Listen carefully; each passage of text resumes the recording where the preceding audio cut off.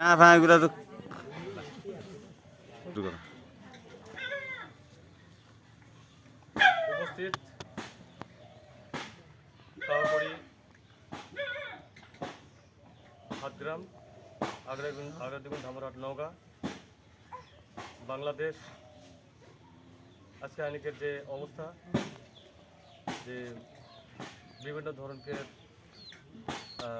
অগ্নিসংযোগ জ্বালাও পোড়াও গত 5 তারিখে যা হলে হয় সে উপলক্ষে হানিকের আজকে বিশ্ব আন্তর্জাতিক আদিবাসী দিবস উপলক্ষে মানে অনেক কিছু প্রোগ্রামগুলোকে কার্যকরী হয় প্রস্তুতি লওয়ানি পারি যার কারণে হানিকের এই পদ আজকে ব্যস্ত হলে আজকে বিশ্ব আন্তর্জাতিক আদিবাসী দিবস সেই বিষয়ে হানিকের আদিবাসী প্লেকের বিষয় লেগে হানিকের যে অন্তর্বর্তীকালীন সরকার হানিকের আদিবাসী সংখ্যালঘুকে যে কাতিটা নিরাপত্তা দেওয়া পারি সেই বিষয় লেগে হানি কিছুটা বাংলাদেশ সরকার সেখানে হানি আবেদন করাছি যারা নিরাপত্তা পাই সেই বিষয় লেগে হানিকে সামনে হয় বাইশাল হানিকের দাদা সুশীত পাহান সেই দাদা হানিকের কিছু কথা দেখে ভাষা দেখে আলোচনাকারী মানে মন থেকে সেই কথাগুলো শুনে মোটামুটি দেশব্যাপী সেটা হানিকে লক্ষ্য করা এই বলে আমার দাদাকে আলোচনা করে অনুমতি করা। ধন্যবাদ দাওয়াতি সুদীর দাকে আমাকে কিছু কথা রাহেক লাগুন। আমি জানিলাম আজকে 9 আগস্ট আদিবাসী আন্তর্জাতিক দিবস। জাতিসংঘ 1993 সালে পৃথিবীর বিভিন্ন দেশকে আদিবাসী লাগুন একটা দিন ধার্য করে, সেইটাই হলে আন্তর্জাতিক আদিবাসী দিবস। আমি সেই আদিবাসী দিবস হিসাবে আজকে এই ইয়েটাকে পালন করা। আমি জানি না যে গত 5/8/2024 তারিখে বাংলাদেশ সরকার শেখ হাসিনা পদত্যাগ করলে পদত্যাগ করার সঙ্গে সঙ্গে বাংলাদেশকে হিন্দু আদিবাসী মানকের উপরে চরম নির্যাতন অগ্নিসংযোগ জ্বালাও পড়াও শুরু করলা হয় দুর্বৃত্তরা। ইকার ধারাবাহিকতায় হানিকে ধামরহাট থানাকে আগ্রাদুগুন ইউনিয়নকে ভাতগ্রাম কাহকুড়িকে তারামণিকে দোকান এবং ঘাট দুরা জ্বালায় পড়ায় দেওয়া হয়।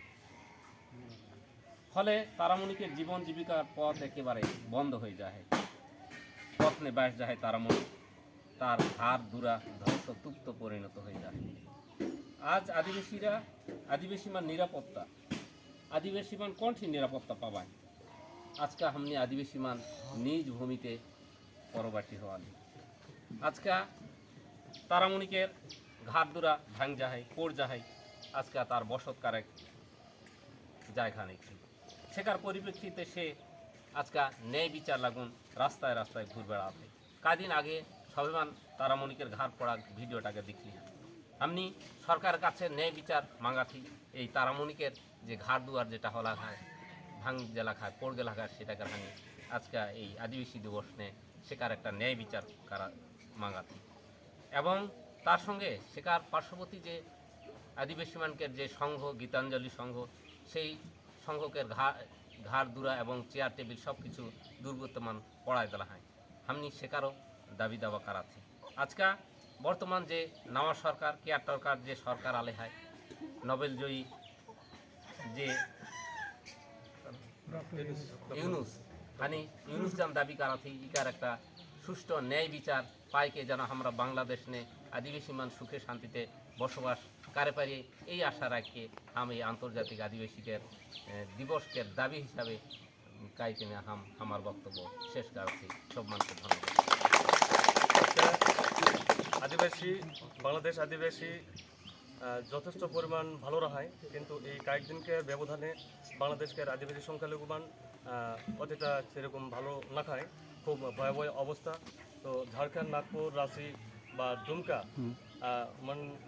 বাইরের ভারতবর্ষ যে মানে আদিবাসী মানে হয় হানিকে উরাও মন্ডা পাহান বা সাঁওতাল ইমান খুব ভালো হয়। আশাকারীরা সেমানকে মানে শান্তি কামনা সে মনে যেন হানিকে আশীর্বাদ করে যে হানি বাংলাদেশে যদিও রাহে যাতে কষ্ট হোক আমি যেন ভালো রাখা পারি। আর হানিকে বাংলাদেশ বিভিন্নভাবে তাণ্ডবলীলা চালাতেই হানিকে সংখ্যালঘু মানুষের বিভিন্ন জায়গা জমি বিভিন্নভাবে সেই মুসলিম ভাই মানে হানিকে বিভিন্নভাবে সে নির্যাতন অবস্থায় বা বিভিন্নভাবে চালাকিকারকে বা কোনো প্রলোভন দেখায় কি হানিকে জমি জমা গুলাকে বিভিন্নভাবে লেকে হানিকে কোণঠাসাকে রাখায় না। এই জন্য হানিকের অবস্থা খুব কোণঠাসা অবস্থায় आणि সেমানকে কথা উপরে চালানি পারিলে সেমানকে শোষণ করা থাকে আশা করিলা বাংলাদেশ সরকার যে হে আউক হানি রাজনীতি নেই কারিলা হানি রাজনীতি নেই কারিলা শুধুমাত্র হানি কারিলা হানি একটা যে কোনো একটা দলকে সমর্থন কারিলা সেই দলকে ভালোবাসিলা যাতে হানিকে সেই দলকে বা সেই রাষ্ট্র সেই দল বা সেই সরকার হানি যেন শেখাচ্ছেন সে শান্তিভাবে ব্যাস রাখ যে একটা প্রক্রিয়া সেইভাবে যেন ব্যাস যায় বা শান্তি চাইলা ইতিপূর্বে হানি দেখলে বাংলাদেশ স্বাধীনের পরে অনেক স্বাধীনতা বিষয় লেকে স্বাধীন বাংলাদেশ গড়লা হয় কিন্তু সেই স্বাধীন বাংলাদেশ আজকে বর্তমান কোন জায়গা দেখেনি পারাতি আজকে স্বাধীন বাংলাদেশ নিয়ে অস্বাধীন সৃষ্টি হলে বাংলাদেশ নিয়ে যে এমন একটা অস্বাধীন বাংলাদেশ সৃষ্টি হলে সে পরিপ্রেক্ষিতে বাংলাদেশ না যত ক্ষয়ক্ষতি হলে হয় আমি মনে করি যে 50 থেকে 60 বছর বয়সেও এই ক্ষতিপূরণ হানিকে হানি দেওয়ানি পারবে বাংলাদেশকে যে ক্ষতিটা হলে হয় বাংলাদেশে জীবনে এই ধরনের ক্ষয়ক্ষতি নিয়ে হলে সেই ক্ষয়ক্ষতি আনি আজকে দেখাতে হানিকের এই জীবনে